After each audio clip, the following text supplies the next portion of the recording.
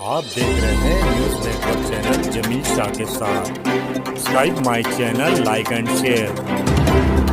Dhulia Vidhan Sabha Samajwadi Party के उम्मीदवार इरशाद जहागीरदार की एक पब्लिक सभा का आयोजन समाजवादी पार्टी के अध्यक्ष गुड्डा काकर की अध्यक्षता में किया गया। इस सभा में सभी जातियों के लोगों ने बड़ी संख्या में हिस्सा लिया और धुलिया के नौजवानों इरशाद जहागीरदार का सत्कार किया और आने वाले चुनाव में इरशाद जहागीरदार को चुनकर लाने का आश्वासन भी दिया। तो इसके लिए मैं सबसे पहले समाजवादी पार्टी के जो पुराने कार्यकर्ता हैं इनकी माफी भी मांगता हूँ कि ये मेरावा लेने में आपको थोड़ा लेट हुआ पर ठेठ नहीं, ये बात आप समझो। और मैं आपके सामने ये बताना चाहता हूँ कि मैं समाजवादी पार्टी के अध्यक्ष अखिलेश यादव जी का और महाराष्ट्र के अध्यक्ष अबू आजम साहब का जिंदगी भर एहसानमंद रहूंगा, कर्जमंद रहूंगा कि उन्होंने मैंने एनसीपी का रेजिग्नेशन देने के पहले, राष्ट्रवादी छोड़ने के पहले उन्होंने 30 तारीख को मेरे टिकट डिक्लेयर किए और इन्होंने भरोसा दिया है। इस भरोसे को मैं आप लोगों के माध्यम से उनको बताऊंगा, एक आश्वासन दूंगा, एक भरोसा दूंगा कि मैं आपके दिए हुए भरोसे को कभी नीचे गिरने नहीं दूंगा। और जिस तरीके से समाजवादी पार्टी के कार्यकर्ता और हमारे राष्ट्रवादी में से जो पूरे लोग जो राष्ट्रवादी कांग्रेस पार्टी छोड़ के समाजवादी पार्टी में ज्वाइन हुए, मैं आप सब कार्यकर्ताओं को एक बात बताऊंगा, जो भरोसा आपने मेरे पे रखा है इसको कभी जिंदगी में आपको रुसवा होने नहीं दूंगा। तुम्ही ठेवलेल्या विश्वासाला मी आयुष्यात भविष्यात कधी तडा जाऊन देणार नाही, एवढा विश्वास मी तुम्हाला आज तुम्हाला हे सांगायला मुझे ये बहुत खुशी की बात है कि मैं आपको ये बताना चाहता हूँ कि एनसीपी जो राष्ट्रवादी पार्टी थी वो पूरी की पूरी पार्टी लेकर हम समाजवादी पार्टी में आए। आज एक आदमी है, 2-4 लोगों को छोड़ दिए, क्या शायद दुनिया की खासियत है। और ये इतिहास अमरीश भाई पटेल जो 1990 से हमारे मंत्री थे, उन्होंने शिरपुर में कांग्रेस के साथ किया था। वो तुम्हारे भाई ने आप लोगों की ताकत पे, मैं कोई आमदार खासदार अभी तक नहीं हूँ, पर आप लोगों के प्रेम की वजह से, आप लोगों की ताकत की वजह से मैंने धुले शहर में करके इसके लिए मैं कार्यकर्ता हूँ एहसानमंद, जिंदगी भर एहसानमंद रहूंगा। जो राष्ट्रवादी में से आज आए हुए हमारे लोगों ने पद छोड़ के आए और हमारे लोग आपके साथ खाने को खाना मिला के इस धुलिया विधानसभा मतदान संघ की लड़ाई लड़ने का काम करेंगे। मैं इस मैदान में क्यों उतरा हूं? मैं आप लोगों के माध्यम से लोगों को ये बताना चाहता हूं कि जिस तरीके से शहर दुनिया का विकास होना चाहिए था वो विकास हुआ नहीं। मेरी लड़ाई ये 3 मुद्दों पे ई बोले तो एम्प्लॉयमेंट, रोजगार।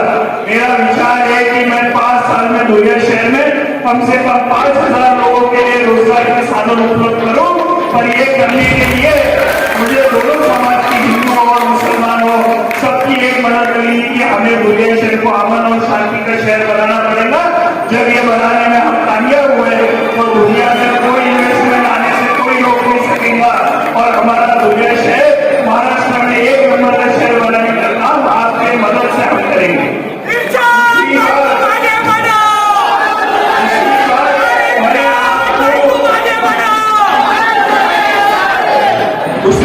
आने वाली इलेक्शन मेरे दोनों अपोनेंट उधर से भी और इधर से भी, ये दोनों धर्म के नाम पे वोट मांग रहे हैं। हमारा धर्म हमको प्यारा है, इनका धर्म सबको प्यारा है, सबको सबका धर्म प्यारा है।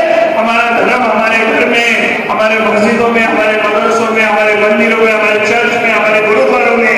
ये इलेक्शन विकास और विजन की है, जिसके पास विकास का विजन है, जो डेवलपमेंट कर सकता है, ऐसे लोगों को अपने इलेक्शन में जिता के भेजना है। क्योंकि आपके हाथ में सिर्फ शहर दुनिया का ही नहीं, तो महाराष्ट्र का मुस्तकबिल तुम्हारे हाथ में। आपको एक अच्छे आमदार को वहां भेजना। विधानसभा का नाम आपने किया नहीं है तो लोग बोलेंगे कि आपने एक सबसे ज्यादा पढ़ा लिखा आमदार महाराष्ट्र के ऐसा भेजने का काम देना है। यही बोल के मैं अपनी बात खत्म करूंगा और आप सब समाजवादी पार्टी के कार्यकर्ताओं को एक भरोसा दिलाना चाहता हूँ कि आप जो मेरे पे भरोसा रखे, आपको कभी रुसवा होने नहीं दूंगा। ये फिर से एक बात आपको बोलता हूँ और मेरे 2 शब्द खत्म करता हूँ। जय हिंद, जय महाराष्ट्र, जय समाजवाद।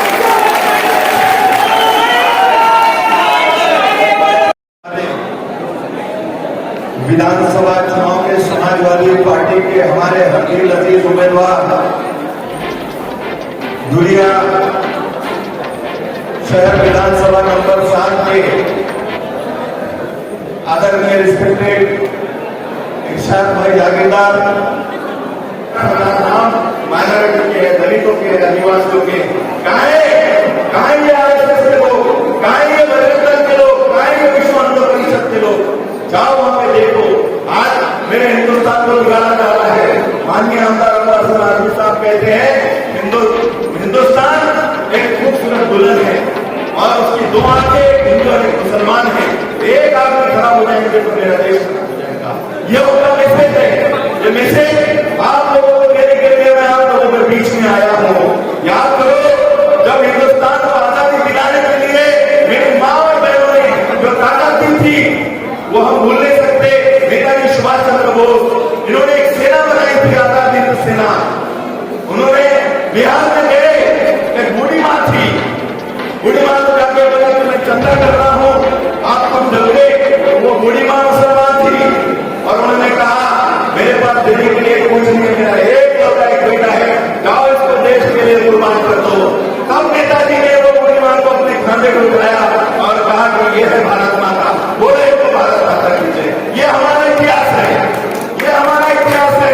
और आइए, समाजवादी पार्टी एक गरीबों की पार्टी है, इसमें साफ तौर पर लिखा है रोड गरीब पर दलित अन्याय पीड़ित समाज आता शेवटचा व्यक्ति यानी जो रोड पे मान कर खड़ा है उसको भी न्याय दिलाना ये समाजवादी पार्टी का प्रथम कर्तव्य है।